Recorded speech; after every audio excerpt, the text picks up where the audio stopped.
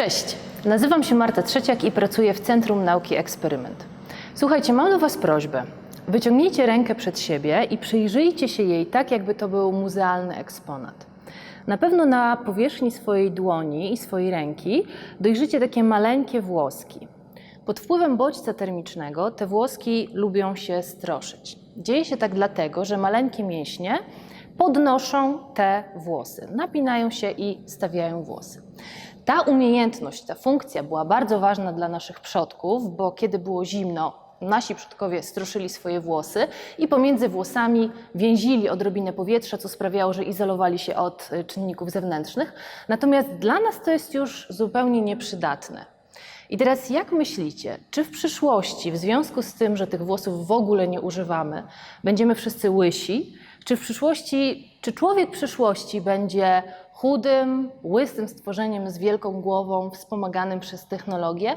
Czy może powrócimy w jakiś sposób do swoich korzeni? Wszyscy zadajemy sobie te pytania. Te pytania zadawał sobie również Janusz Kaniewski, który był polskim projektantem i wizjonerem. Człowiekiem, który bardzo lubił wypowiadać się na temat tego, jak to prawdopodobnie będzie. I na jesień w Muzeum Miasta Gdynia będzie organizowana wystawa poświęcona temu człowiekowi.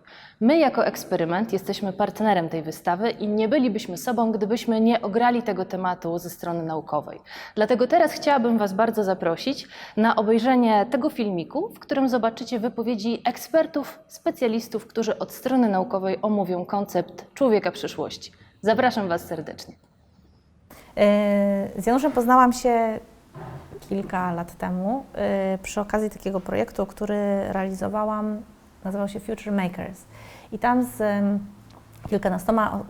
kilkunastoma osobami, które zajmują się w jakiś sposób przyszłością, rozmawiałam o przyszłości wielu dziedzin naszego życia, czyli o przyszłości samochodów, o przyszłości medycyny, o przyszłości komunikacji.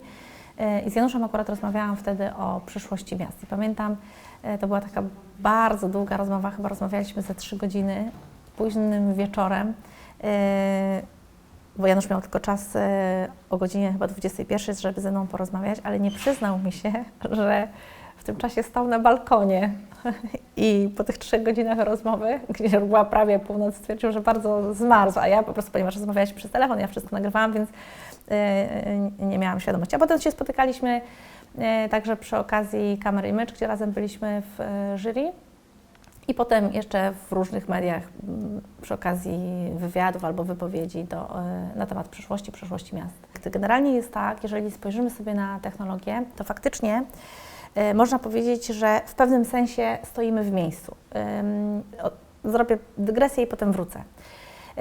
W teorii ewolucji jest coś takiego jak teoria Czerwonej Królowej. To jest, nazwa pochodzi od fragmentu książki Alicja po drugiej stronie lustra, gdzie nie wiem, czy pamiętasz, była taka scena, że Alicja biegnie z królową i biegną bardzo szybko, ale tak naprawdę wszystko się wokół nich zmienia, a one cały czas są pod tym samym drzewem. I Czerwona Królowa mówi do Alicji wtedy, a Alicja mówi, jak to jest możliwe, przecież już stałyśmy pod tym drzewem, a nic się nie zmieniło. I ona w moim kraju się biega, w tym kraju biega się po to, żeby stać w miejscu. I teraz ta teoria w ewolucji polega na tym, że cały czas wszystko się zmienia, żeby wrócić do punktu wyjścia. Czyli nie wiem, załóżmy, że mamy geparda i jakąś gazelę. I gazele ewoluują, robię duże uproszczenie, ale gazele ewoluują po to, żeby szybciej biegać, po to, żeby gepard ich nie złapał. Ale w drodze ewolucji gepardy wygrywają te jednostki, które są na tyle szybkie, żeby tę gazelę złapać. W związku z tym gepardy łapią gazele i znowu gazele ewoluują, przeżywają te jednostki, te osobniki, które są w stanie gepardowi uciec. I cały czas biegną, a cały czas tak naprawdę wracają do punktu wyjścia. I tak samo dzieje się z technologią. Czyli załóżmy w średniowieczu ludzie walczyli na miecze i mieli specjalne tarcze, które ich przed tymi mieczami obraniały. Czyli miecz stawał się coraz ostrzejszy, ale wtedy tarcza musiała być twardsza. I znowu, im twardsza tarcza, tym silniejszy czy bardziej ostry miecz. I teraz wracając do naszych czasów.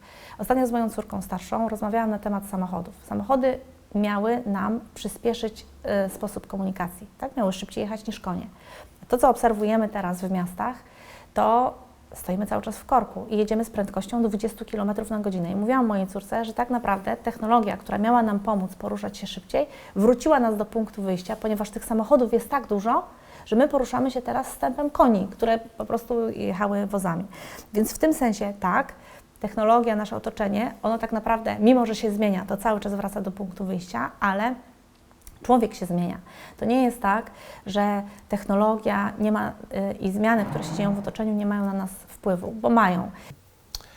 Tak, drugim aspektem wspomagania człowieka, czy próby zachowania go w dobrym zdrowiu, to jest kwestia ingerencji w ciało człowieka.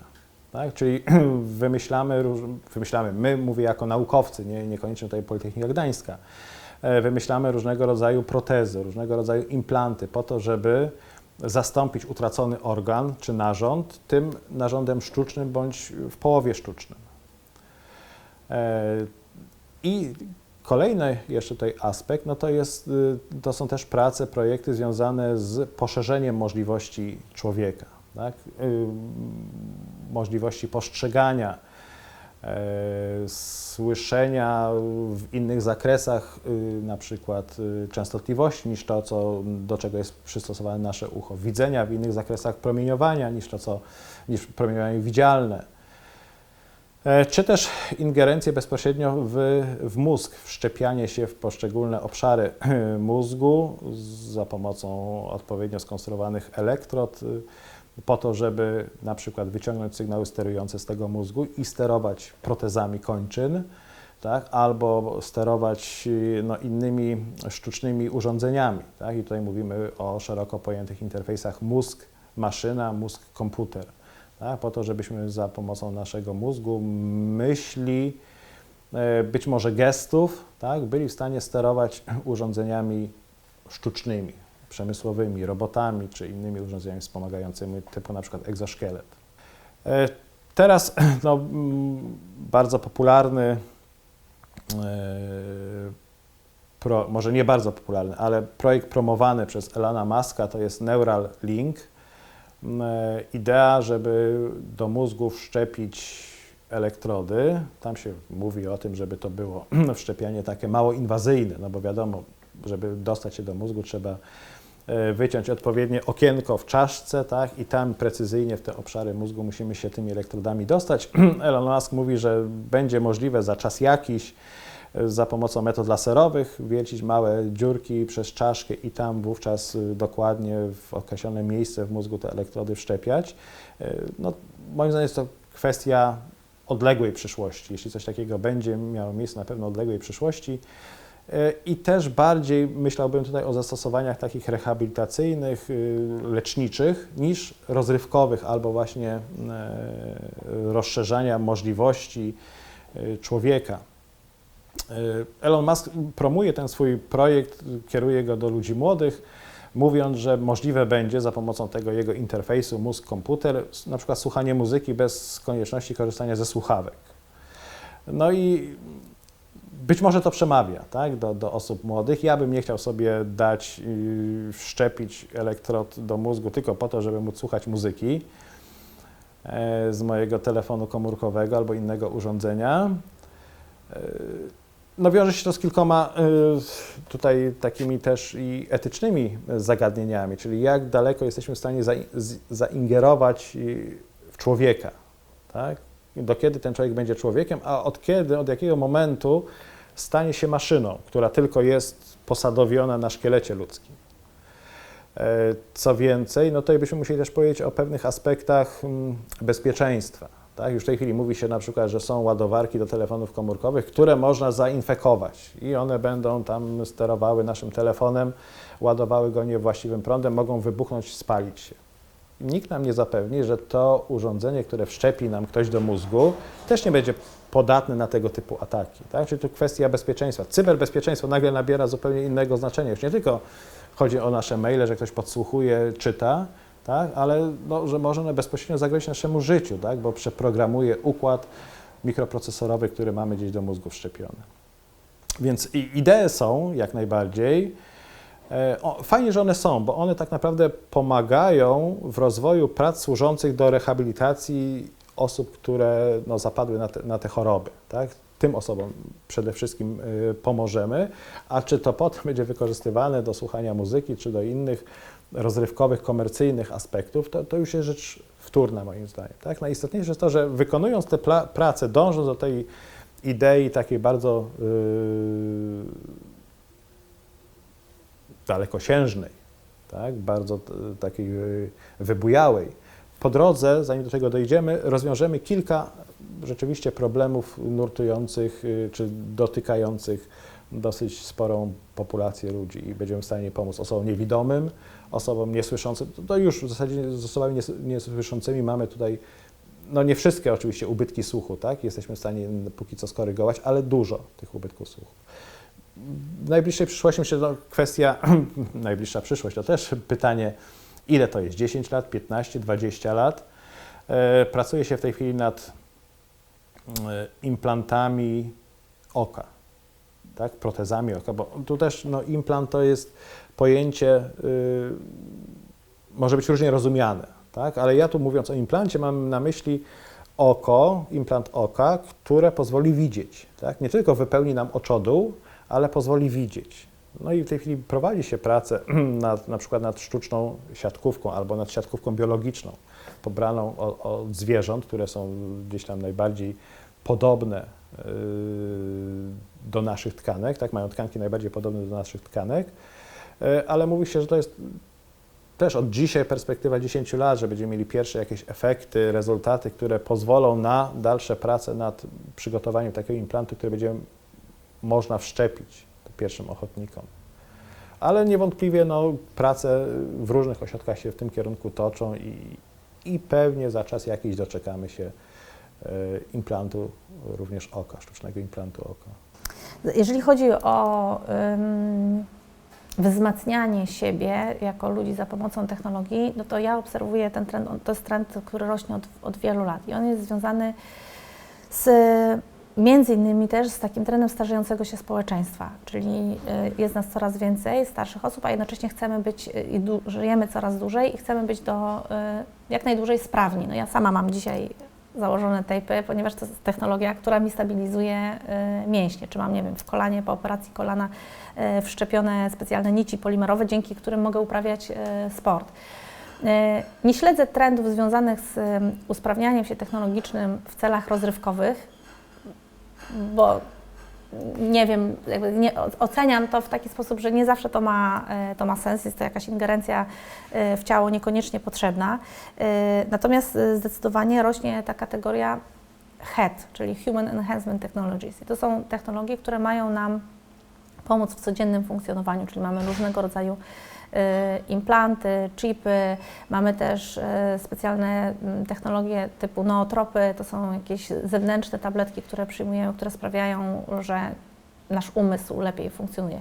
To, jak powiedziałam wcześniej, wiąże się z tym, że żyjemy coraz dłużej. Szacuje się, że dzieci, które są urodzone po 2005 roku będą żyły ponad 100 lat. W związku z tym jakby najważniejsze dla człowieka jest to, żeby mógł żyć w zdrowiu, żeby był pełnosprawny. Chociaż, i po to technologię się wykorzystuje, ale mówi się też chociażby o egzoszkieletach, które są wykorzystywane na przykład w handlu albo w logistyce, które, nie mówię już o rozwiązaniach militarnych, ale właśnie w handlu i logistyce, żeby ludzie, którzy na przykład muszą dźwigać, nie musieli tego robić siłą własnych mięśni, tylko zakładają taki specjalny egzoszkielet i dzięki temu mogą podnieść zamiast 15 kg na przykład 20. Akurat ja wyznaję ideę, że no, człowiek jest na tyle doskonałym instrumentem, doskonałą istotą, że nie ma potrzeby ingerować w niego, jeśli on jest zdrowy, tak, żeby usprawniać tego człowieka. Ja bardzo chętnie bym nosił okulary, które pozwolą mi widzieć w podczerwieni. Tak? No i w zasadzie myślę, że kwestia 2 lat, może 5 lat, tak, i takie okulary będą. Tak? Już w tej chwili mamy takie przystawki do smartfonów, tak, gdzie można sobie kamerkę termograficzną podłączyć. Jest wiodąca firma, nie będę wymieniał nazwy. I mamy kamerę termograficzną w telefonie. Tak? Nic nie stoi na przeszkodzie, żeby tę kamerkę podłączyć do okularów, tak? Zrobić wyświetlacz, też taki projekt robiliśmy, i żeby ten obraz z kamerki rzutować bezpośrednio na siatkówkę, tak? Żebyśmy widzieli. okej, chcę nosić okulary takie i widzieć w podczerwieni, zakładam okulary. Nie muszę tego implantować sobie w moim oku, czyli jakiś może trzeci otwór sobie na środku czoła wiercić, tak, i taką kamerkę doinstalowywać. Chcę słyszeć ultradźwięki, czy jakieś infradźwięki, no też fajnie można to zrobić za pomocą słuchawek. Mam taką potrzebę, tak, więc sobie te słuchawki do ucha włożę, będę słyszał jak nietoperz. Ale tylko na czas, kiedy chcę to zrobić. Tak? Nie znamy, myślę, cały czas nie wiadomo, jak na stałe zamontowanie, tak, implantowanie tego typu wspomagaczy by tak naprawdę na życiu codziennym się odcisnęło. Tak? Czy by się okazało po kilku dniach, że te ultradźwięki, które słyszę zewsząd, po prostu mi przeszkadzają i nie jestem w stanie zasnąć, tak? Bo cały czas słyszę odbijające się owady od ścian, od lamp i tak dalej. Czy widzenie w podczerwieni też nagle nie zaburzy mojej percepcji, bo jesteśmy zaprogramowani od tysięcy lat, że widzimy w zakresie światła widzialnego, tak? I to interpretujemy. A teraz nagle podczerwień, temperatura i mogę się nie odnaleźć. Także fajnie mówić o takich ideach, że moglibyśmy doposażyć człowieka w tego typu sensory, wszczepić w niego i będzie więcej widział, ale nie wiadomo, czy to wyjdzie mu na dobre. Tak? Ja mogę chwilowo założyć takie okulary, założyć słuchawki, będzie fajnie.